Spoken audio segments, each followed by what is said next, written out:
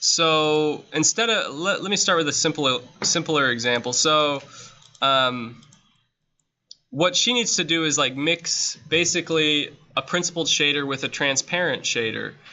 And she needs to tell it that I want some parts to be able to see through and some parts not. So here is, like I use this restroom sign. Let me just go here. So here we have like a restroom sign, and right now there's actually a little bit of transparency already around these edges, but we're just going to ignore that. I'm going to assign it to this plane right here. Let me move my lamp.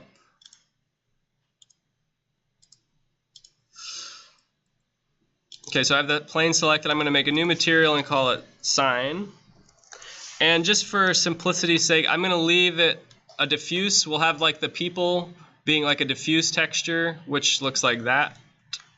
And then we'll have the rest of it, like this sign part, being transparent. So we're going to add a shader and add a transparent shader. And then I'm going to add a shader and a mix.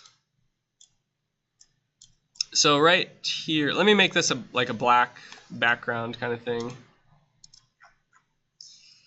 So, you know, right here, it's all diffuse, and then if I drag it all the way, it disappears. So we need to somehow tell it that I want the blue stuff to disappear and the white stuff to remain. So if I add my image texture,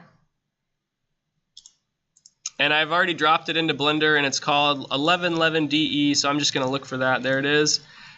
And if I plug it into this, if I Control-Shift-Click on it, like I'm not seeing anything. If I plug it into here, so when you're not seeing anything, why is it? When you have an image texture, it's because we haven't told it about the UVs or anything. I'm not going to do generated. I'm just going to go into edit mode and hit U, unwrap, and I can see over here in the UV image editor, there's the unwrap. So now, there it is.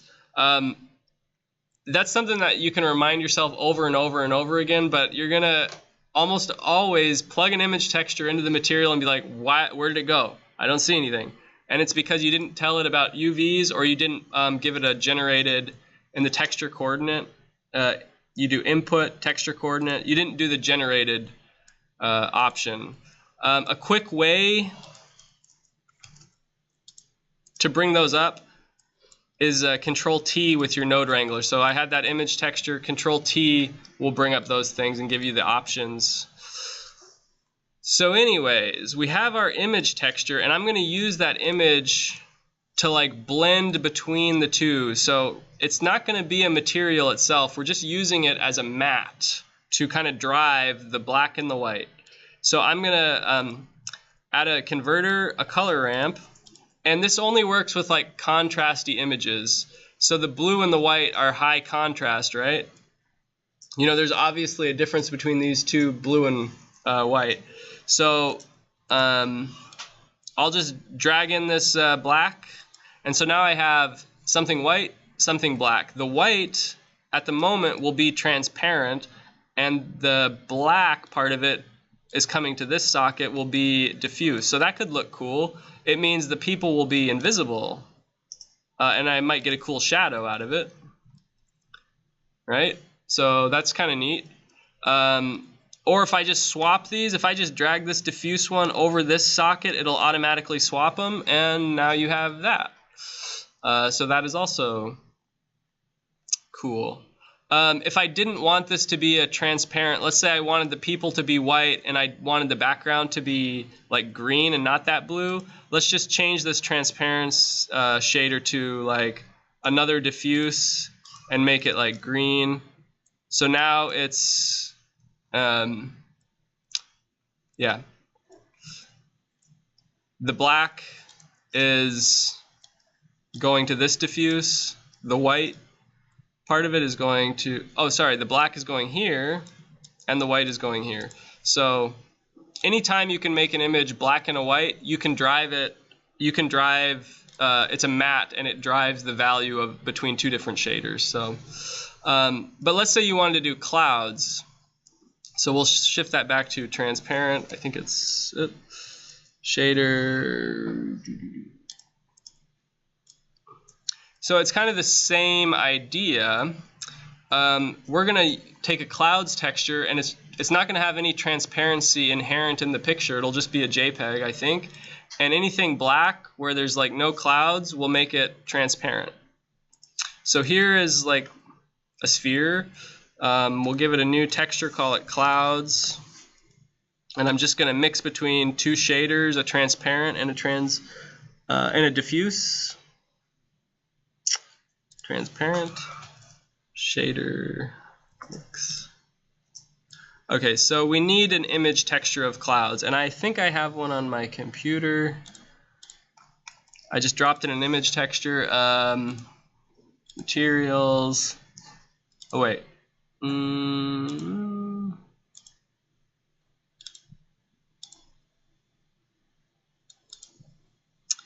So here are clouds PNG.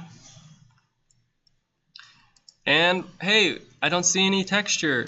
So if I just hit Control T, I'm just going to use the generated socket, and I'm going to change this to sphere and check that out. That looks pretty cool. This is an image from NASA, and it's a perfect sphere, just like on a flat plane. So you switch this to sphere, by the way, and you get this cool looking thing. So we want everything black to be transparent, right? So my shaders, you could either invert these colors with a color ramp and swap the inputs, or you could just swap these. So I want this transparent to be in the black part and the diffuse to be in the white. I'll drop that in here, drop that in there, and let's move this sun to this layer.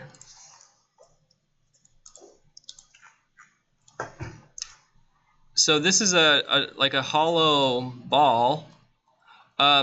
Let's add another sphere and add smooth shading and subdivide it.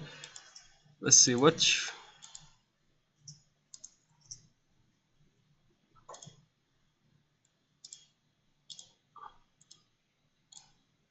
So here's like a red planet with some clouds on it. Basically, this is not mixing materials. It's just scaling the clouds up a little bit, and you get these cool little shadows.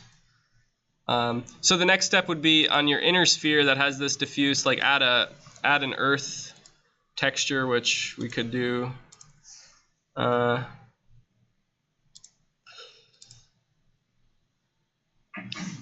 Where's my texture?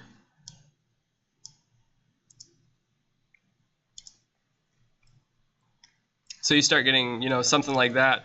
The earth is actually a cool example because right now the water isn't reflective or anything, and here is an example where you could mix, you're using one sphere, and you could practice like making the continents a diffuse shader and the water like a glossy type shader. I'll let you guys figure that out. But it's the same idea. You just need to figure out how to make the continents all white and the water all black, and then you have that as your mix factor between two different shaders.